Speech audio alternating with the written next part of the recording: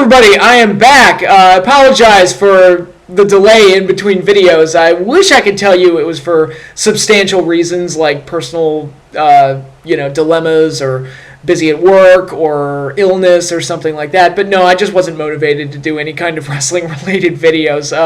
Raw had gotten so bad that I pretty much just stopped watching it, and the last couple weeks before Hell in a Cell, it did me good to kind of step away from Raw for a while.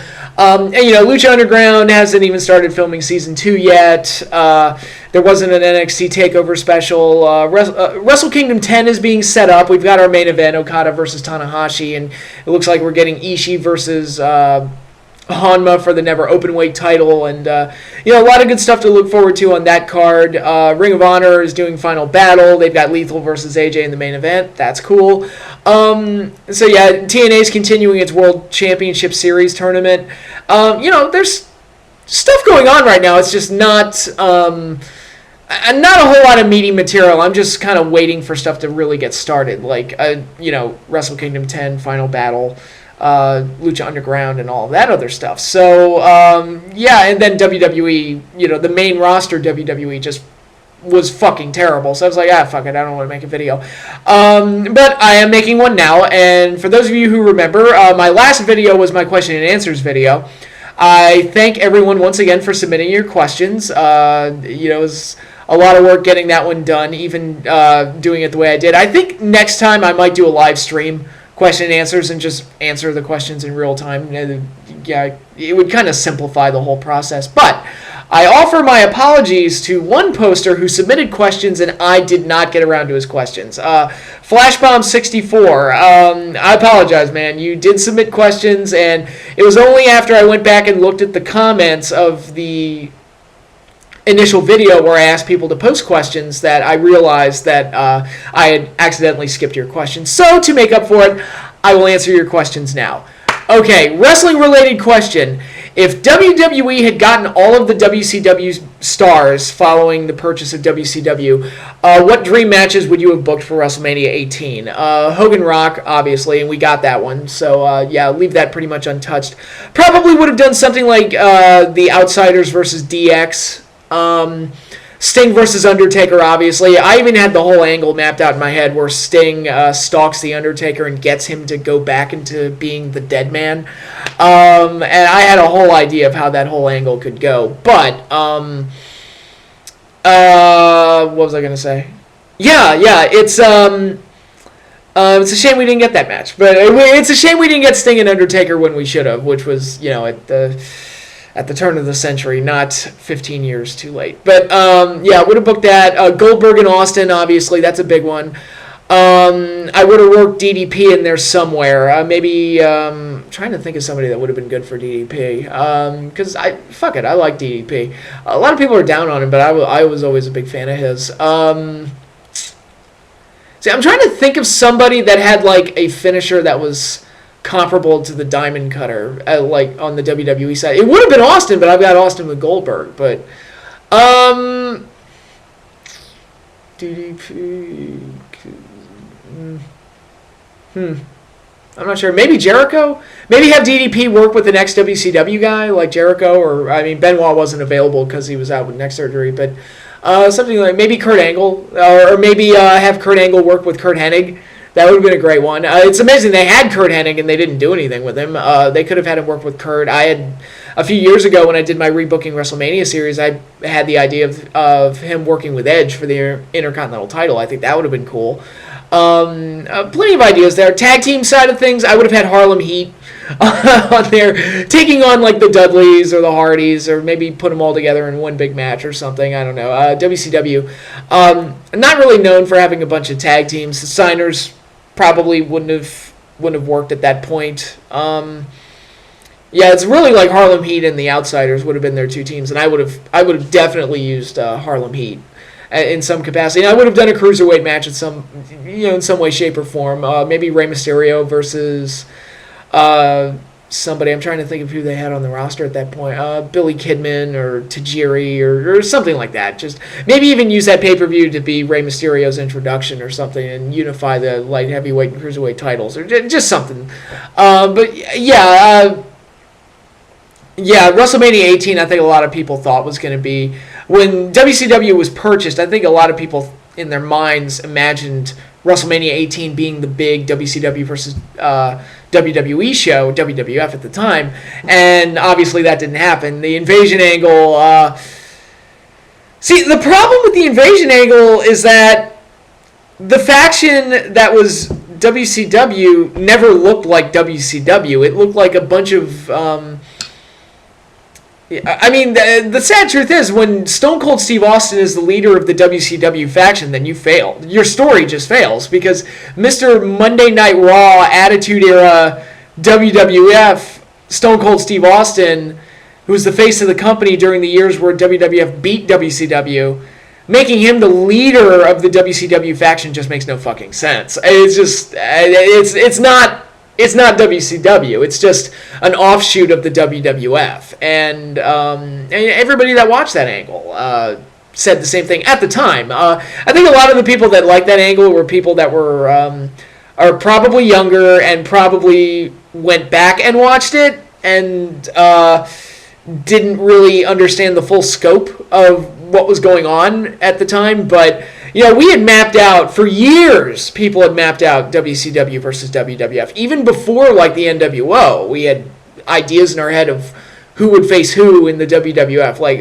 Vader would, and this is before he went to the WWF in the mid-90s, obviously, but Vader would have faced Undertaker, or Sting would have gone up against Bret Hart or something like that. I mean, WCW, WWF cards go back a long way, and even before that, into the NWA territory. I mean, how long did people scream for Hogan and Flair?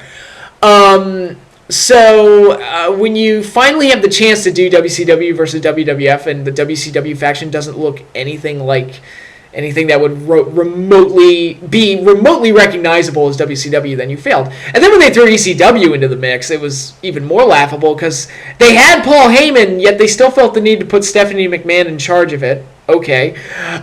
That's adorable. And again, it was just, I don't know, the one good thing that came out of the Invasion was Rob Van Dam. That was pretty much like, because I think everybody kind of felt that way at the time. It's like, yeah, this angle sucks, but RVD's pretty cool. So, but anyway, I've ranted. I could do a whole video talking about why I didn't like the Invasion angle, but, whatever. So, Flashbomb's non-wrestling question is, what are my feelings on the upcoming Star Wars, Marvel, and DC movies? I kind of touched up on that on other questions. Cautiously optimistic. I see things that I like in all of those specific movies. Marvel's built up enough trust to where I pretty much just assume it's going to be at least solid and at least enjoyable. DC, they've got to build a foundation. Batman, Superman, I see things I like. I see things I don't like. Jesse Eisenberg. But we'll see when we get here. Suicide Squad, same thing. It's like, all right, parts of it look good. Parts of it look a little iffy. But again, we'll see when the movie debuts. Star Wars, I'm actually planning on doing this in December, so be on the lookout for it. I'm planning on doing a big Star Wars video. In the same spirit of the Godzilla series that I did last year in preparation for the new Godzilla movie, although I don't have nearly enough time to dedicate to doing a full-fledged Star Wars series of videos like I did with Godzilla. I don't have that time. I don't have that kind of time anymore. And honestly, in reviewing Star Wars, it's really tough for me to think of something that I could possibly add to it that hasn't already been said. I mean, Godzilla, I felt like I could go on and on forever about Godzilla and bring new perspectives to the films that don't always get brought up. But Star Wars, I mean, everything that you could possibly say about Star Wars has been said. If you want somebody to praise the originals, just go on the internet and you'll find all sorts of reviews and essays and all sorts of things about why the original trilogy was so brilliant. You'll find all sorts of praises of the expanded universe. And if you want to get a perfect summary of what the prequels were like, go watch the Red Letter Media reviews. I think they covered it pretty well. So I really don't feel like I have too much to add to Star Wars on my end, but I do want to do something in preparation for The Force Awakens, so I plan on just doing one big video where I just talk about what Star Wars means to me and my experiences with Star Wars and why I'm kind of excited for this movie. Obviously, the trailer came out during Monday Night Football last week where I watched the Giants just stink up the place. The Giants are awful. I don't care what their record is. They're 4-3. They're the worst 4-3 team I've ever seen. They are fucking terrible. They can't run. They can't defend the pass. They allow more pass yards than any team in the league, I think. I think that stat still stands. They were defending the run pretty well up until this game against the Cowboys, which I don't know how the fuck we won that game. I mean, Cowboys basically gift-wrapped that motherfucker for us, which is kind of appropriate because we gift-wrapped the last game for them, so turnabout's fair play, I guess. But no, the Giants are fucking awful. Sorry, I had to go off on that tangent. But again, here's hoping we make it to the Super Bowl again. Yay! But anyway, where was I? Yeah, Star Wars. Force Awakens. You know, we've all been there before. I remember what the hype was like for Phantom Menace when that came out. I personally was not super excited for Phantom Menace when it came out.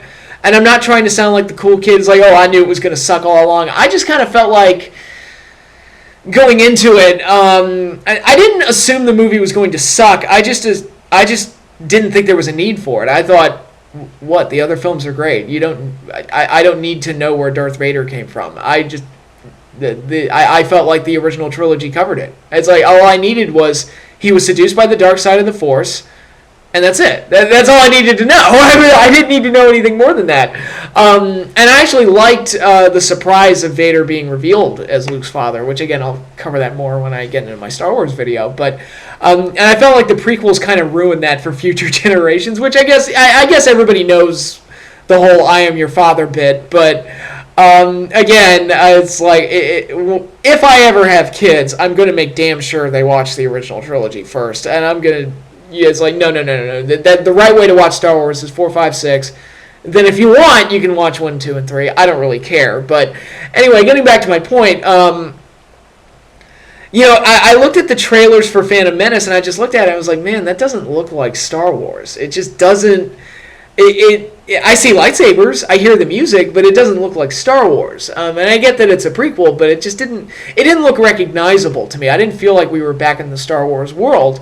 And, the movie came out, and the reaction was what it was, and I kind of was like, I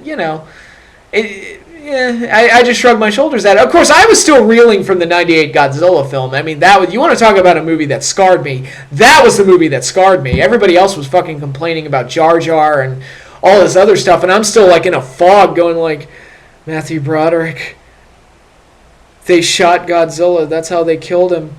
But not before he gave birth to raptor babies in Madison Square Garden. Why the fuck did they do that? I don't know. And so, yeah, I was in a state of shock for a while after Roland Emmerich's wonderful magnum opus that was Godzilla 98. Or as I like to call it, Notzilla, or I Can't Believe It's Notzilla, or whatever. But, I remember what the hype was like for Phantom Menace, though, and the disappointment among so many people after that movie came out was astonishing. And some people were in denial. Like, they didn't want to admit that the movie wasn't up to snuff. There's like, no, but it's Star Wars. It's supposed to be good, right? And I remember there was that sizable portion of the fan base that was like, no. It was like, no, this was good, right? I thought it's supposed to be good. It's Star Wars. Maybe I just had a bad day, and maybe I just wasn't watching it in the right frame of mind. I don't know. There was a lot of that reaction going around, and it's hard to imagine a movie with that much hype living up to it. So I encourage people to keep that in mind before getting too excited for The Force Awakens. Now, what I will say about The Force Awakens is that it looks good. It looks like Star Wars. Like, unlike Episode 1, which I just looked at it and went, that doesn't look like Star Wars. This one, the 2 trailers we've seen, well, 3 trailers, but the first one was so much of a teaser, I didn't really get a good feel for it. But the last 2 trailers they've done, they're unmistakably Star Wars. I was like, all right, they at least got the look and the feel right. It's like, all right, I feel like we're back in the Star Wars universe. That's good. I have no idea what the story's going to be. I'm deliberately going out of my way to avoid any and all material or information relating to the movie because I don't want to have anything spoiled for me. And I think the trailers have done a pretty decent job of not giving too much away, which is good. We haven't even seen Luke yet. Or at least we haven't even seen him unmasked. And there's all sorts of theories going around and everything. But, again, even though it looks good, I say keep in mind... we've been there, and we as Star Wars fans, we've been there before, and we've been disappointed. So, my take on The Force Awakens, I've already bought my tickets. I'm seeing it opening night. I'm going to go in there with an open mind. I'm going to be optimistic. I trust J.J. Abrams as a filmmaker. His first Star Trek movie was good. I think he produced Cloverfield. I could be wrong, but I really like Cloverfield. Of course, I'm a kaiju fan, so that movie. Oh, Blair Witch Project meets Godzilla. Yeah, that's right up my alley. Thank you, J.J. Abrams. You know me. But anyway, it's like, all right, he's a good filmmaker. His second Star Trek movie wasn't very good, but whatever, it could have been worse, I guess. And obviously, I'm convinced that Wrath of Khan is the only Star Trek movie he's ever watched. It kind of shows if you watch the 2 movies he made. But overall, I'd say I trust him, and I think he's more passionate about Star Wars than he is Star Trek. I am too, to be honest. I think I get the impression that he put his best foot forward. And I think the effort's going to be there. And I think this is going to be an honest attempt at trying to recreate the magic of Star Wars. Now, my expectations for it, I think, at the very least, it should be better than 1 and 2. 1 and 2 meaning Phantom Menace and Attack of the Clones. I'll even accept a movie as good as Revenge of the Sith at this point. Because with all its flaws, Revenge of the Sith had its moments. And when it was good, it was really... It was good when it needed to be good, which is what I'll say about Revenge of the Sith. Even with some of the shitty dialogue and some of the shitty acting. But, yeah, it's like, all right, JJ, can you do that? Can you be better than the first 2 prequel films? Because if you can, then I'd call Episode 7 a success.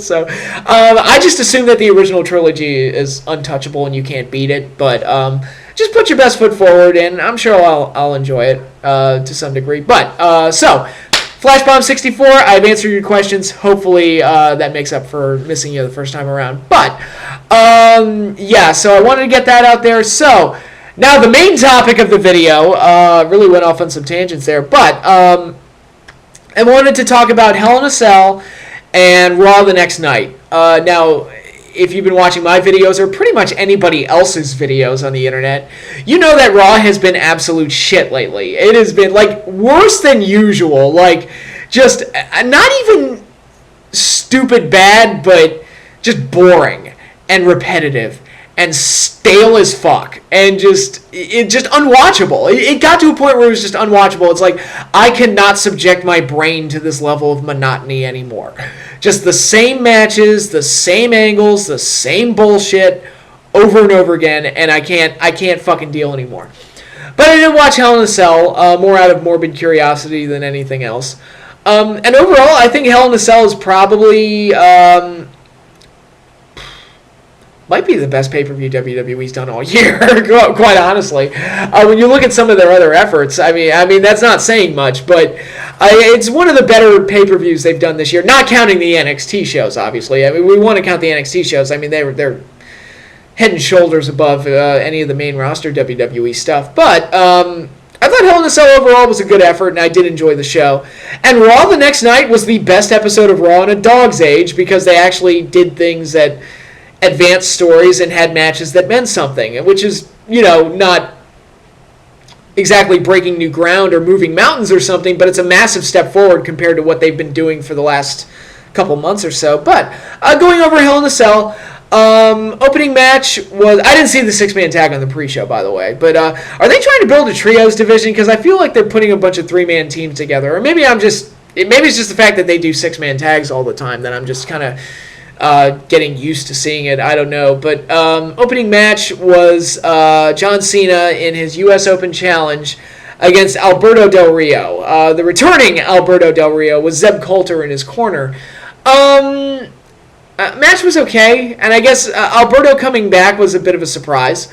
I think we all kind of assumed that he would not go back to WWE, not necessarily come back for Lucha Underground Season 2, but we all kind of assumed he wouldn't go back to WWE. But he's back. We'll see what he does. I've seen Alberto in the WWE creative system, and I've seen him outside of the WWE creative system. And I much prefer Alberto outside of the WWE creative system because I think he's a lot more passionate. He's a lot more exciting. And I think maybe the WWE environment restricts him. I don't know what it is. But I'm telling you, the Alberto Del Rio or Alberto El Patron that I saw in Ring of Honor and Lucha Underground was a lot more exciting than the one that I saw in his entire run in the WWE.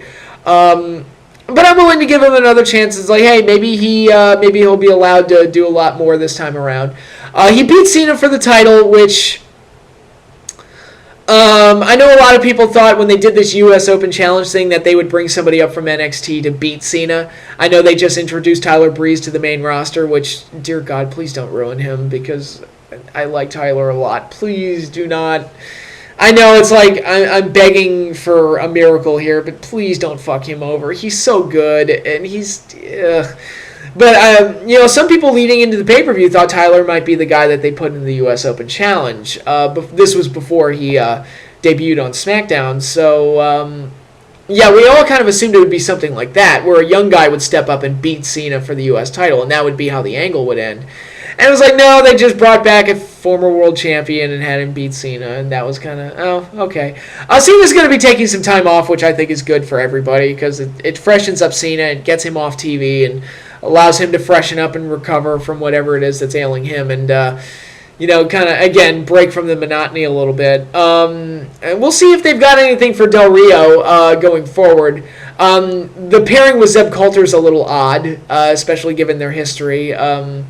But again, I'll give it a shot. We'll see how it goes in the weeks going forward. One thing I did like about this match, the match was pretty much a paint-by-numbers standard formula match, but I did like that Alberto just beat Cena like with a move, like what was a backstabber into that kick that he did that at once upon a time gave Dolph Ziggler a concussion. So it's like, oh hey, that looks dangerous, and it beat Cena.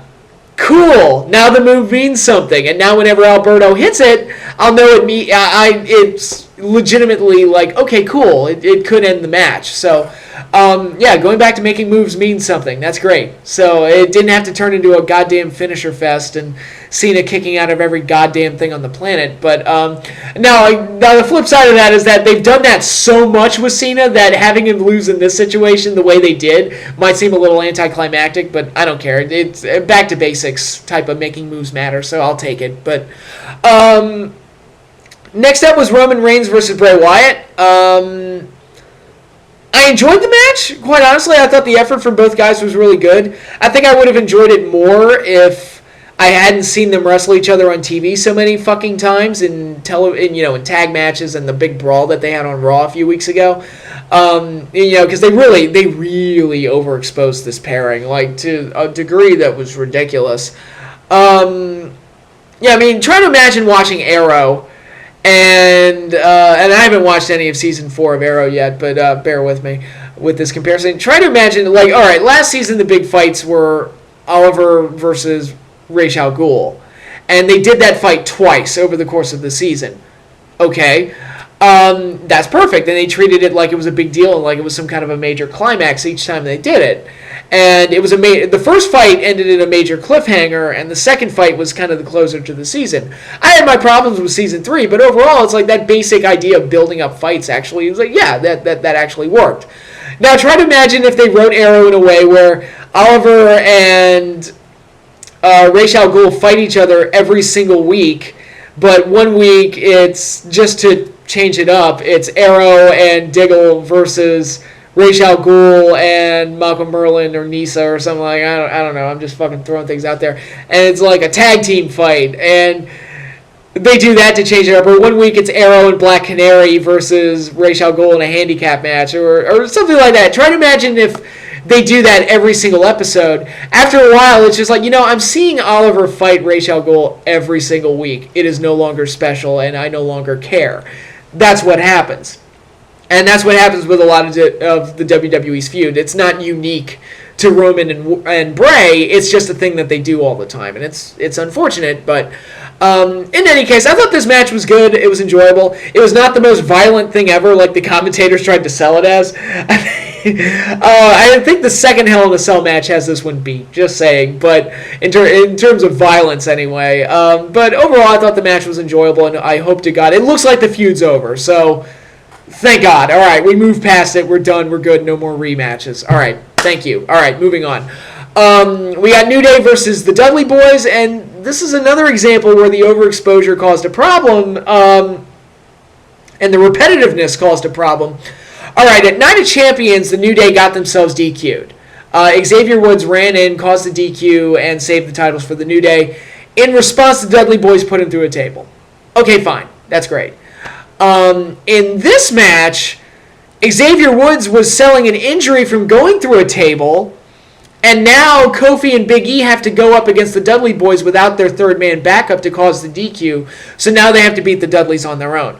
Completely changed the dynamic, and it was like the first match and what happened after that match had an impact on the story of this match, and now this second match has a different dynamic.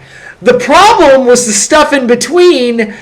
Xavier Woods was not off TV in the month in between. It's like, all right, if they'd had the foresight, they would have had Xavier got hurt on the first table bump at Night of Champions, and then keep him off TV for a month, and then build up to this match where the New Day is going to have to face the Dudley Boys without Xavier Woods.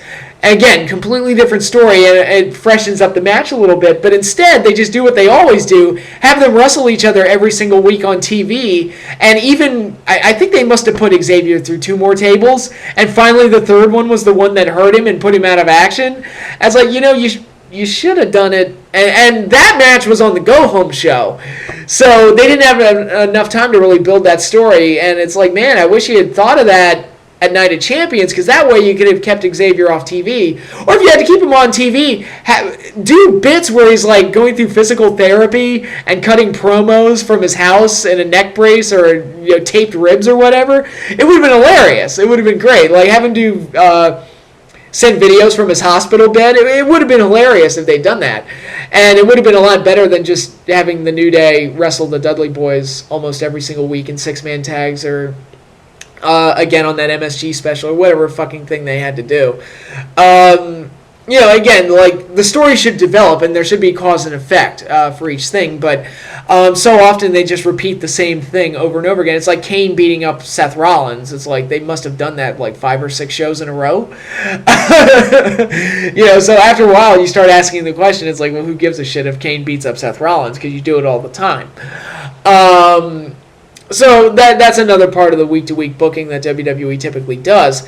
Now, this match here, it was all right. It was pretty much a standard formula tag match. I was happy the New Day went over. And that's one of the things about this show. They didn't do anything stupid. So I will give a lot of things a pass on this show. It's like they didn't do anything stupid. Most of the guys who should have gone over went over. And we came out of this show pretty much unscathed. So... so New Day and Dudley Boys, I was happy with the result on that one. Charlotte versus Nikki, good effort, a little bit of sloppiness in certain parts, like Nikki going for the ropes after she'd reversed the figure 8 and flipped over on her belly. It's like, well, at that point you don't have to go for the ropes, honey. It's like the pressure's reversed, so you don't really have to break the hold. I don't know. I'll chalk that up to just a brain fart. Yeah, a little bit of sloppiness here and there, but overall it was a nice effort and not a bad match. And I wish Charlotte's back injury had actually played a role and it looked like it was going to do that, where she couldn't bridge up on the figure eight, which allowed Nikki to roll over. And I know I just criticized this spot, but she couldn't bridge up on the figure eight, which allowed Nikki to roll over.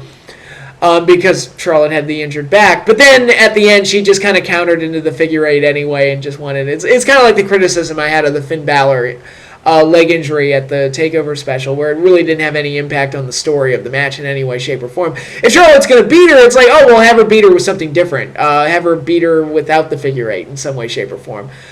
This would have been a good match to break out the natural selection, actually. Because it's a move where she doesn't really... I guess there's not a whole lot you can do with an injured back, but that's a move that, she's drilling Nikki's head to the mat, so it's like it doesn't rely on her having to bridge her back for a long period of time to secure a tap out. So, but, in any case, overall, I thought the match was okay. So, it was fine.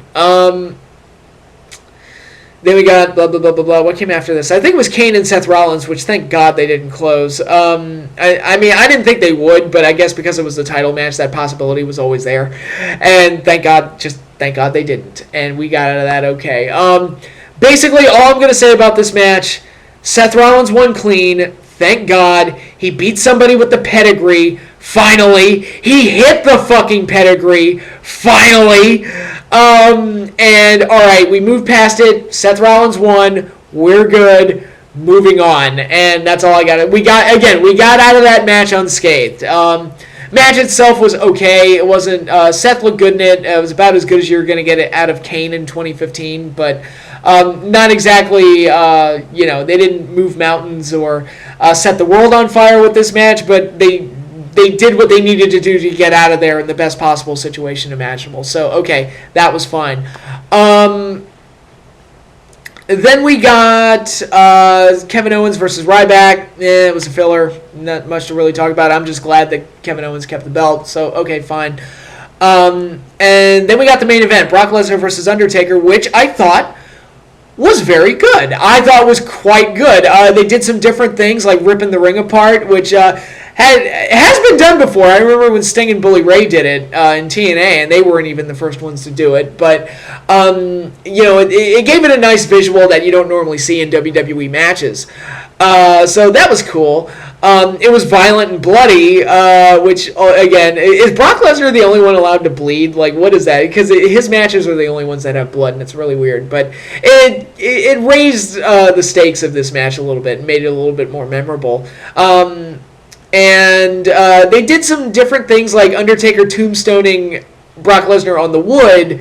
It kind of made me think that was going to be the finish, even though the camera angle sucked, and you could tell that Lesnar's head came nowhere near hitting the wood. But by having the first tombstone be hit that way, it kind of made me think that Lesnar wasn't going to kick out. So it's different, because now, after so many WrestleManias of people kicking out of the tombstone, I know everybody's going to kick out of the tombstone, so you got to change it up a little bit. And they did that here. I wish they'd done it with the F5, because it's like, come on, Brock, you know you're not going to beat him with the first F5. Don't you know? Didn't you watch? You lived your first two matches. Well, first two matches post-Lesnar return, I should say. Correct myself. But yeah, overall I thought the match was violent, it was exciting, it was very well done, and the right guy went over. Lesnar beat him clean. Some people will say it wasn't a clean win because he low blowed him. Like, fuck that, it's no DQ, so there are no rules, so Lesnar followed the rules. So to me, that is a clean win. And fuck the announcers for saying it's like, not like this. Fuck you! Undertaker beat him that way at SummerSlam, and when Undertaker did it, it wasn't a no DQ match, so Taker cheated, so fuck you and your bias, you fucking announcers. But in any case, I thought the Hell in a Cell came off very well, and overall, right guy went over, they gave Lesnar the win he should have gotten all along, and They gave Lesnar the win he should have gotten at SummerSlam, but, whatever. In the long run, the SummerSlam match didn't do any damage except for the fact that it was just anticlimactic as fuck. And it was just this roundabout stupid way to get out of a match that they booked. But overall, I thought the Hell in a Cell was the best match that Undertaker and Lesnar have had since in this trilogy that they've done. from WrestleMania 30 to now. I thought this one was by far the best one. So yeah, very good main event overall, and a good capstone to the pay-per-view. But then the pay-per-view ended with the Wyatt family attacking Undertaker, which was very interesting. Fortunately, they beat the crap out of Undertaker and dragged him away, which was awesome. It was like, okay, this is interesting. Obviously, it's setting up a match for Survivor Series, but there's also some great potential here, which I'll talk about when I talk about Raw, which I guess I can start doing now. But, it would have been more effective if Bray had gone over in his match against Roman, but I'll let it slide because the Roman Bray thing, it was the Hell in a Cell match, and the Wyatts couldn't interfere, and it was the end of the feud, and they were going to set up Roman as the number one contender. So it's like, all right, I kind of get that, so I'll let that slide. And but leading into Raw, I thought Raw was the best episode of Raw in a dog's age because they actually set up stories. They continued stories, and the matches actually mattered. How did the matches matter? Well, they said that all the winners from Hell in a Cell were going to be put into this mini tournament, and it was going to lead to a fatal four-way at the end of the show, and the winner of that match would get the title shot against Seth. So automatically, it's like, all right, did you win last night?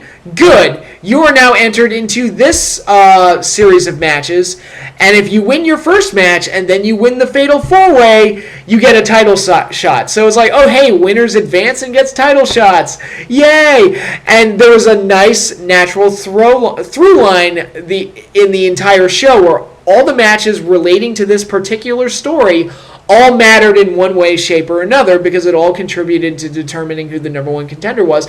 And it was all based on victories. And if you win, you get rewarded. If you lose, you move down. Sorry, better luck next time. And that's the way wrestling should be all the time. It isn't that way often enough. But overall, it made Raw more important and more significant and a lot easier to stomach this week.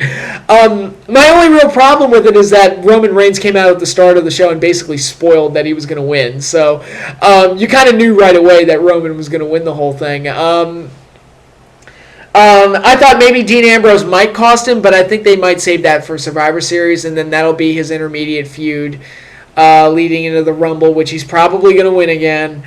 And he'll probably get his title shot again at WrestleMania, and that will be that. That's probably what they're going to do. But or they might do the Shield triple threat at WrestleMania, which would be interesting. I projected that match. They need to do some serious work with Dean Ambrose, though, because he's like just floundering at the moment. But so yeah, there's plenty of stuff to look forward to there. Everybody's already going, oh no, Roman. Shrug my shoulders. I'm not. The fans aren't really taken to him, and you could say that that's not fair, but it's just that's the way it is right now. So I don't know how good it's going to be if they just force him down people's throats again. But again, we'll cross that bridge when we get to that point. And I'll talk about it more as we head into Survivor Series and what happens coming out of Survivor Series and heading into WrestleMania. But the other big thing I wanted to talk about on Raw. Well, one other thing I do want to talk about before I talk about this big thing. Paige's fourth or fifth heel turn. Now, okay, so this is the one piece of evidence of the repetitive matches that the WWE likes to do on Raw. We once again got Team PCB versus Team Bella, and we once again got Charlotte turning on her teammates. Yeah, she physically attacked Charlotte and Becky this time. However, it's like, look, she already verbally ran them down. Then she walked out on them during a match. Then they walked out on her during a match. To me, this partnership should be completely dissolved at this point. But no, now it's like, so by my count, this is her third heel turn. And we also did that angle where Natalya got attacked, and it's like, oh, who did it? And I'm like, I'm just going to take a wild stab in the dark and say that Paige did it. Because for some reason, whenever WWE writes this angle, like they did it with Shawn Michaels and Triple H back in 2002, where Shawn Michaels got attacked, and it was like, who did it? It's like, I don't know, maybe it's the guy he was feuding with. because Triple H already turned on him. You do know that Triple H already attacked him and turned on him, right? So I'm pretty sure it was Triple H that attacked him backstage. And sure enough, oh my God, it was Triple H that attacked him. And it's like, all right, somebody attacked Natalya backstage. Who did it? I'm like, gee, it might be the person that she's feuding with, who would be Paige? I don't know. You call me crazy. I'm pretty sure that's what's going on here. But yeah, Divas Revolution still has problems. But that is what it is. But the major angle I wanted to talk about on Raw this week is the Wyatt family and how they are booked so strongly now, the way they should have been booked all along. Strowman has been protected as a big guy. I don't even think the dude's been slammed yet, which is great. I mean, awesome. Keep the guy looking big. Keep him strong. Make him look unbeatable. That's how you book big guys. He can be limited as fuck, but it doesn't matter as long as you can get the fans to believe that he's a monster and that he's unbeatable. That's all you need to do. And you have that mystique there. Once they damage that mystique, that's when all the problems start coming about. But it's why Big Show has nobody cares about Big Show anymore because he's a big guy that loses all the fucking time, so who cares? You can yell at me and say he's 7 foot tall all you want, but it's like, yeah, but he loses all the time. He's the most ineffective 7 foot tall guy on the rock in all of pro wrestling. He's a joke at this point. It doesn't matter. It's like telling me that a wide receiver, he's the fastest wide receiver in the league. It's like, yeah, but he always drops the ball. What if he always drops the ball? It's like, yeah, but he's fast. Yeah, but he has sucky hands and he drops the ball. And his team loses all the time. So it's like, you can tout physical attributes to me all day long, but if it's not yielding results, then at the end of the day, it doesn't matter. And that's kind of the problem with Big Show. And what they're doing with Braun Strowman right now and making him effective is like he's a big guy that actually has impact and he looks big and unstoppable. Okay, cool. And the great thing about this Wyatt's thing is that we all know it's building up to Team Taker versus Team Wyatt at Survivor Series. We know that that's where this is going. What's Undertaker's team going to be? I'm fearful that it's going to be like Randy Orton and Dean Ambrose that gets thrown into the team. I hope that's not, because that doesn't have a whole lot of mystique at this point, and Ambrose should really be off doing his own thing. I would like for it to be like Brock and Sting and Kane. And it's definitely going to be Kane. We know that at this point. Just because I think that would be the most interesting story-wise, where Brock and Undertaker kind of mend the fences and actually have respect for each other to some degree. And Brock is like the one guy that could believably go up against Braun Strowman at this point. So I think that would be interesting. And Sting, of course, we don't know what Sting's physical capabilities are at this point coming out of the match with Seth, but, it sets up Sting Taker for the future. If they want to do that, I personally wouldn't do that match, but it gets Taker and Sting in the same thing, and, so you get that aspect to it as well. So they can do a lot of interesting things with that, I think, and do some interesting things story-wise, and actually one big advancement of the story that they've done already that has my intrigue is like, all right, Hell in a Cell ends, they beat up Undertaker and they drag him away. Raw the next night, Kane comes out to face them, they beat up Kane, they drag Kane away. Where are they taking them?